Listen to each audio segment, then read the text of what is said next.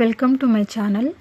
ఈరోజు అమ్మ వంటల రుచిలో కొబ్బరి లౌజు ఏ విధంగా తయారు చేయాలో చూద్దాం.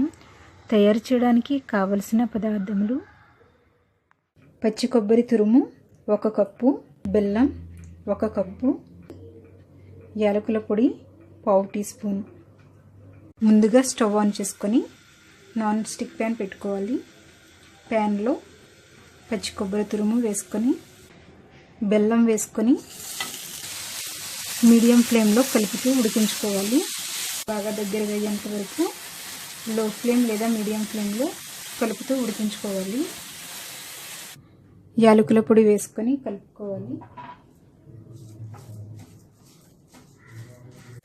ఈ విధంగా బాగా దగ్గరగా అయ్యేంత వరకు కలుపుతూ ఉడికించుకోవాలి. ఇలా స్టిక్కీగా తయారవుతుంది. ఇప్పుడు స్టవ్ ఆఫ్ చేసుకుందాం.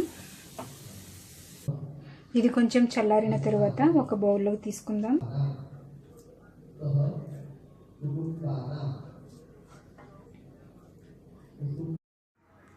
కొబ్బరి లౌజు రెడీ అయ్యింది.